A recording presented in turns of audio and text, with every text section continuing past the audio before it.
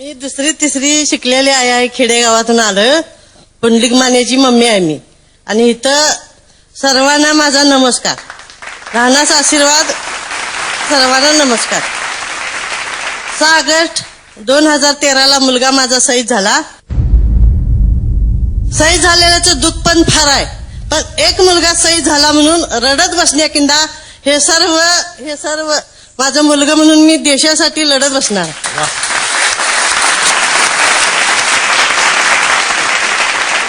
भारतानं जर एक पाऊल पुढे टाकला तर पाकिस्तानची जळून राख होईल.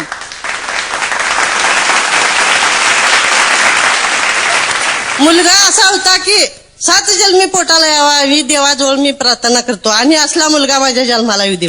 आणि मोडकं तोडकं 2 शब्द सांगतो फक्त. असा मुलगा होता त्याचं वर्णन म्हणजे आकाशाचा कागद आणि समुद्राची शाई.